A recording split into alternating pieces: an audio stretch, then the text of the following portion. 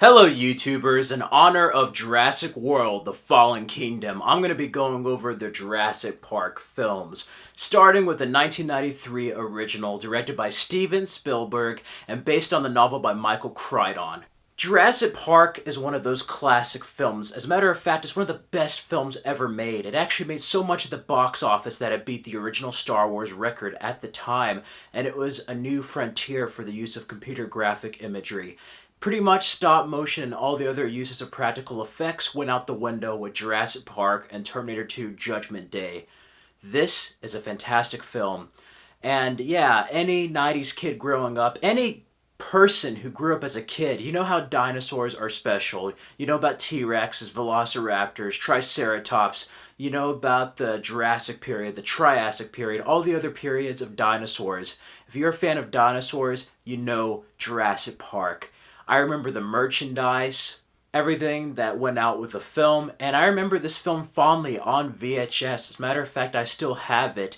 And Jurassic Park is a staple in cinema, and it is among one of Steven Spielberg's best films. Of course, he did Jaws, Duel, E.T., and he brings the same level of dread and imagination from his other films onto this one. I can't believe that he directed this and Schindler's List in the same year. That is an incredible feat, and further solidified him as the best filmmaker of all time. Now, there are some differences from the novel by Michael Crichton, and there's several characters that aren't mentioned, several plot lines, but about like 20% of the book is featured in the movie, and they kind of compress it in some areas, especially with like Mr. DNA. But I love it. I love the cast. You have Richard Attenborough as Hammond. He's kind of like the evil Walt Disney of this Jurassic Park, the mastermind, so to speak. We also have Sam Neill, Laura Dern, Jeff Goldblum, Wayne Knight, and Samuel L. Jackson. And I love the effects. The effects are done by the late, great Stan Winston, and it is the pinnacle of movie magic. Originally, Steven Spielberg was going to make ER into a movie and decided to make Jurassic Park.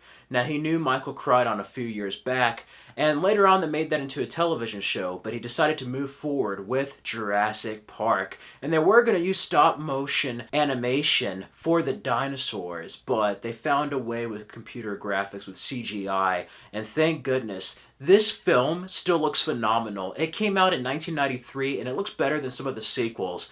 It's a true testament of how this stands the test of time, really. This film is phenomenal. Of course, you know the story. Paleontologists are invited by John Hammond to this park, this theme park, where dinosaurs were created. Basically, kind of like a hybrid species through the use of DNA splicing.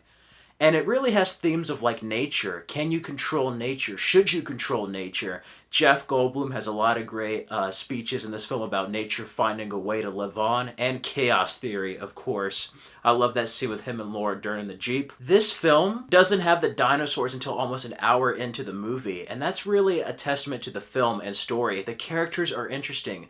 Of course, it has great action, great moments of dread. The characters are intriguing, the story is interesting, and that's what makes this stand apart from not only the sequels, but other dinosaur/monster movies. This could have easily been a B movie, but the story and characters makes this an A film. So what happens on this theme park? Pretty much all hell breaks loose, and the dinosaurs are loose. They must escape this island. And that's pretty much the gist of Jurassic Park. Of course, you have a subplot with this other competitor wanting to find an employee there to steal the DNA for more money. A hurricane hits this island, and that's what causes a power outage for the dinosaurs.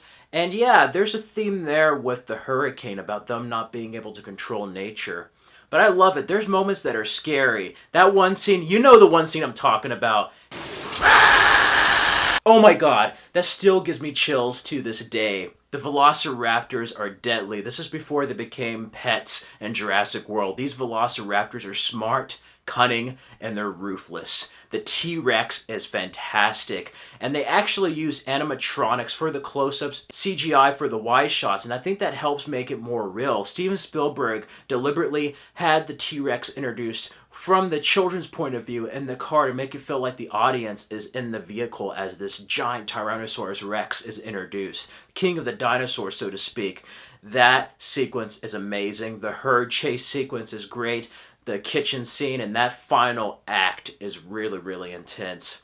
I really love this movie. The way the effects are done are top notch. And also the water effect, they did that with guitar strings. They were trying to figure out a way for it to vibrate, and they put acoustic strings underneath the car and basically rattled it underneath the cup so it had that ripple effect. And yeah, this is one of the best films of all time. If I had to give Jurassic Park a score, I would give it a 5 out of 5. And I love this film. I love the relationship between Sam Neill and Laura Dern's characters in this. He starts off as this character who doesn't like kids and must protect this man's nephew and niece off this island. Jeff Goldblum is great, but he's put out of commission halfway through. That chase sequence is very well done. And yeah, this has movie magic at its best. And if you have never seen Jurassic Park, where have you been? Definitely check out Jurassic Park. I mean, this is a film to dethrone Star Wars as the highest grossing film of all time, but yeah, this is an amazing, amazing film. Steven Spielberg, after this and Schindler's List, took a 4-year sabbatical and later came back with Lost World Jurassic Park. Now, the sequels have their moments, but this film is solid on its own. It didn't really need a sequel, and I still think this is the best Jurassic Park film we have gotten. And I know they made some differences from the novel, but it had the spirit of the novel adapted into a film, and I think because of that, the first two films in particular are stronger than the sequels because they're still kind of based around the book. There's dinosaurs, but the human characters are interesting on their own. I could watch a whole movie with just the human characters talking. That's how interesting this film is. And a lot of films now just focus on the monsters without any interesting human characters or an interesting plot. And there really is some great themes in this about controlling nature, whether or not we should control or create things. Should we play God? No, we shouldn't. And Michael Crichton was inspired by like the research of DNA and splicing in the early 80s of hybridization that he wrote the book. And definitely a lot of those themes are present in this film. So yeah, that's just my thoughts on Jurassic Park. I wanted to revisit these films quickly each week before Jurassic World Fallen Kingdom. I give it a 5 out of 5. It is fantastic, and I love this movie. This movie is movie magic at its best. Let me know in the comments below. Have you seen Jurassic Park? Of course you probably have, but if you haven't, definitely check it out. But if you have, let me know your favorite moments of Jurassic Park. What is your favorite dinosaur? I like the T-Rex. I'm sorry. After all the other dinosaurs that have been discovered, there's just something about the T-Rex that I love. That's my dinosaur. So let me know in the comments below. Like, subscribe for more videos, and tune in next week in which I'll go over Lost World Jurassic Park.